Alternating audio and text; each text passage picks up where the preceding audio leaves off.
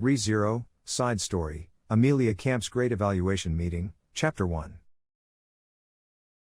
"You're as selfish as ever, Uncle." The one bluntly admonishing him in a loud voice was a young girl who had her arms crossed. The girl had her braided deep indigo hair bundled up over her head, and her formal clothing gave off a dignified impression. Her gentle, well-featured face could certainly be described as beautiful, but right now it was tense as she scowled, her anger clearly on display, so it would be unwise to just carelessly drop a compliment. And the focus of this girl's anger was a tall man bearing hair of the same color as her and heterochromatic eyes. He was smiling wryly and looked like a clown. "I do apologize for the trouble I am causing you, Arnrose. However, it was not necessary for you to go so far as to come to the sanctuary personally. The journey must have been difficult. If I had not come here personally, just who in the world would give you a proper scolding, seriously? It's because everyone else keeps spoiling you that you've ended up with such a bothersome attitude. You're already a grown man, so do be sure to reflect on this. My, it would seem that I am always disgracing myself before you. But I suppose you are correct. My apologies." His bitter smile deepened, and the man Roswell dropped his shoulders and sincerely lowered his head to the girl. This attitude of his caused the girl's eyes to widen. "What's this now? For you to sincerely apologize? Did you perhaps hit your head somewhere?" "It wasn't exactly my head, but the sides of my face have received quite the magnificent pummeling, among other areas." "What? Uncle's face? Just who exactly would have the nerve?" As the girl placed her hand against her mouth in shock, Roswell turned around to the sight behind him. In front of the procession of dragon carriages that Arnrose had brought with her was a boisterous group. Roswell pointed to the blond boy Garfield, who was standing among them. It was him. It was a truly tremendous blow. "I was blown right through the building. What is this? I shall have a few words with him." Unable to hide her astonishment, the girl rapidly dashed over to Garfield. Having noticed the girl's approach, Garfield looked slightly cautious. The girl then thrust her finger toward him. "You. To think you actually walloped my uncle, it must have been a sight worth seeing. Should Uncle ever try to hassle you about it, just report it to me. I shall be your ally," and said this, causing Roswell's shoulders to drop even further. Chapter 2. "I am known as Arnrose Mylode. I was born into a branch of my uncle's Mathers family. I suppose you could say he is a relative of sorts. I am pleased to meet you." Following this majestic introduction, Arnrose offered a perfectly refined bow. The self-awareness in every movement of this girl that was not even 10 years of age made it plain to see that she was born of nobility, and moreover how pure her bloodline was. That deep indigo hair of hers was proof that she was related to Roswell by blood, just as she had explained. "But, she's so upstanding it's hard to believe she's Roswell's relative. While the Margrave might be the one most familiar to you, it would not be wise to think of him as representative of the nobility in general. It is a well-known fact that Margrave Mathers is a rather eccentric person, after all." "Well, I suppose that's true. Even back at the castle, most of those nobles were basically what you'd expect." When Subaru quietly murmured this, Otto agreed with an ambiguous expression. "I guess so." Indifferent to this exchange, the procession Arnrose had brought with her entered the sanctuary one by one. Entering the settlement, they started partitioning the passengers, who numbered over 100. Although the sanctuary was fortunately released at long last, its present condition could only be described as miserable. After all, the heavy snowfall that had summoned the Great Rabbit had now completely covered the forest. Furthermore, the forest was also the site of Emilia's hard-fought battle to annihilate said witch beast, in addition to which it was also the location of Subaru and Beatrice's inaugural battle, the after-effects of which ruined the forest even further. Roswell was completely exhausted, and Emilia was having a hard time controlling her power that had just broken free of its restraints, due to which they had no choice but to wait for the snow to clear out on its own.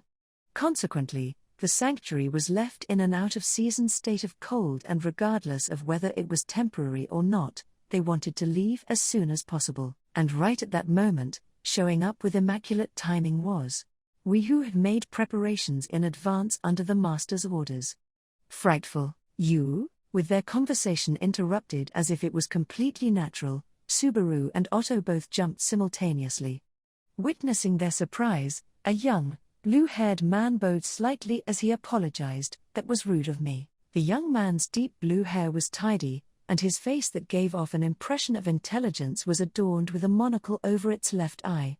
His figure covered in a black butler uniform was rather slim, but his body was well trained and even a novice could see that his form was flawless. You are. I am Clind, a steward working under Arnrose Summer. I was previously in the Masters.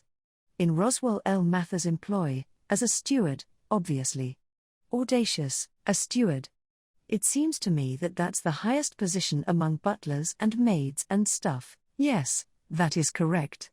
Sagacious, Clind lowered his chin as he answered, and Subaru felt a tremble in his spine. He had certainly felt awed by Arnrose's conduct as well, but Clind was a step above even that. How should he put it? It was like he was so put together that it was actually off-putting. "Excuse me, Clind-san. I believe you said something along the lines of preparing in advance, correct? Master had contacted us beforehand. You are Otto Suwin, the Minister of Internal Affairs, is that not so? I have already heard the details. Capable, although I was barely involved in that decision, so I can't really accept it." Looking on from the side as Otto screamed about his position, Subaru murmured in a low voice, "Seriously? The fact that this rescue party led by Arnrose was prepared in advance meant, of course, that Roswell without a doubt considered this to be something that would be necessary after he made the contents of the gospel a reality. Although the future took a different path in the end, it was extremely ironic that they would be saved like this. Thanks to which we can unravel at least part of the spell that binds the Master. Thankful, eh? What was that just now? Is it not about time you felt hungry? I was asking if you would like to dine. Repetition, no, that definitely wasn't it. I get the feeling you were saying something really important. Subaru objected to this unabashed attempt at a cover-up, but Clind raised his brows, dropped his shoulders, sighed as if to show his exhaustion, and showed no sign whatsoever that he would answer Subaru's questions. This attitude of his immediately convinced Subaru that he was someone connected to the Roswell Manor. And like so, Subaru was mystified by Clind. "You're at it again. Teasing others like that is a real bad habit of yours. You ought to keep it in check, Clind." "Frederica, you know this guy." "Wait, that's obvious." Frederica, who was approaching them as though she had seen something she couldn't overlook, nodded extremely reluctantly in response to Subaru's words. "Yes, unfortunately, I have known him for quite some time. Because he has been in Roswell's employ for a long time. I too was in his care when I first started. For a senior you've known for such a long time, you're rather bitter towards him." "I suppose so. While I do acknowledge that he certainly possesses ability befitting a steward, this man is deeply flawed in ways that cannot compensate for. In particular, as if she had a list of complaints as long as their acquaintanceship, Frederica almost started enumerating all sorts of grievances. But before she could, a small figure rushed over to them. "Big sis Frederica. The villagers have all gathered in the clearing. What shall we do now, Petra? You don't come here right now, eh?" Petra had just finished guiding the villagers to the dragon carriages, and was now approaching Frederica for her next instructions. This made Frederica's face go pale, but she was too late. By the time she noticed, that man, Clind, was already standing before Petra, who was surprised. Everyone around them was astonished by his speed that transcended human sight as he looked down at Petra, and then nodded. "I see. This girl's present looks extraordinarily promising. Gold star, present? Not my future? Yes, your present. You possess a spirit full of potential, your value is at its peak at this very moment, in your youthful state. Frederica was once the same as you, but just look at her now. Disappointing. Get a hold of yourself, you damned pervert." Frederica attacked Clind with an unexpectedly merciless kick. Clind dodged this attack from behind without even looking, and slipped behind Petra. "Aya, that's so low, you degenerate. Fight me head on, do not speak such absurdities, there shall be no fight. I merely wish to offer this girl with a promising present. Yes, Petra, I wish to offer her some advice on how to best go about her work. Favor. For what reason would you interfere with this? Mysterious. Klein remained as calm as ever, causing Frederica to start attacking him ferociously, but Klein avoided all of her attacks, keeping Petra between them all the while. Petra was already getting dizzy in this maelstrom of wind, but the battle only got more intense. Natsuki-san. I'll handle that somehow, so I think it would be best if you went to see Emilia Summer for now. That would be a great help, but what do you mean somehow? Somehow means somehow. Well, considering the path ahead of me, I at least ought to be able to handle something of this level, something like that. Otto said this with a shrug, causing Subaru's eyes to widen. He then immediately averted his eyes from his friend's consideration and determination and started patting his back violently. That hurts. Hey, what are you doing all of a sudden? Don't worry about it. Well then, I'm leaving the rest to you, our Minister of Internal Affairs. That was all Subaru said before he ran off in a hurry. I still haven't accepted that. He heard a voice yell from behind him, but he ignored it like he always did. In this manner, he quickly made it into the clearing. Right in front of the cemetery, he found Emilia talking to Arnrose on the stairs. He ran over to them. Subaru, you're late. What were you doing, I wonder? The first one to notice him was Beatrice, who was sitting on the stairs. She brushed the dust off her skirt and stood up, after which she naturally lined up next to Subaru. Oh, sorry. I was just chatting with Otto and then got caught up in a weird typhoon. Biko, there's this butler wearing a monocle, you have to stay away from him no matter what. What's with that? Just what is that butler going to? Well, this and that. Please, Biko. You're precious to me. I don't want you to get hurt, I understand, in fact. Well, if you're going to say all that, I suppose there's no helping it, I shall do as you say, I suppose. Subaru pleaded with a sincere expression which made Beatrice turn red in the face as she nodded unsteadily. He figured that at least for now, this would reduce the risk of Beatrice experiencing something unfortunate. Now what was left was to rack his brains as to how he could prevent any sort of contact between Klein and Beatrice. Your present condition would suggest that you have encountered Klein. Subaru was caressing Beatrice's head due to both relief and her loveliness when Ram called out to him. Holding her elbows, she maintained her usual stance as her light crimson eyes suddenly narrowed. Ram has not seen him in a while, but it would seem that his incorrigible nature has not changed in the slightest. It was obvious, but you know him too, huh? He's that much of an Eichmann and yet he's a Lolican. What a cruel act God has committed. I haven't a clue what Eichmann or Lolican are supposed to be, but that is his intrinsic nature. He had even gotten awfully friendly with Ram when she was young and bright. Surely, it was the same for Rem. Lowering her eyes slightly, Ram said this as if confirming something, as if she was persuading herself. Her words caused an ache to flash through Subaru's chest. Rem's existence, her memories, were still gone, having safely brought her here from the mansion. Her reunion with Ram truly was complicated after all. Subaru had already been hurt by the fact that Ram did not remember Rem, but this time was no different. But what wasn't the same was the fact that in this world, Ram and Rem had a future, under the premise that they would bring Rem back. Even though Ram could not recall her existence, she acknowledged that she was her sister and was doing her best to come to terms with that fact. That in itself saved him. Well, anyway.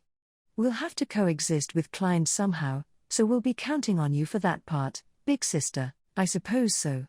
If I could mention just one thing, it would be that when it comes to the young, he does not differentiate between male and female. What exactly am I supposed to do having heard that? It would also be troublesome to delve too deep into his perversions. This caused Subaru to shriek, and in response Ram's lips suddenly relaxed into a dignified smile that was very Ram-like. Seeing this, Subaru donned a bitter smile himself.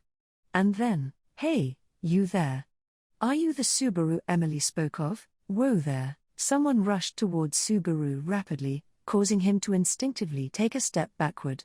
The one pointing her finger at him was none other than Arnrose. Her eyes were harsh as she glared at him and her lips trembled. I am, but...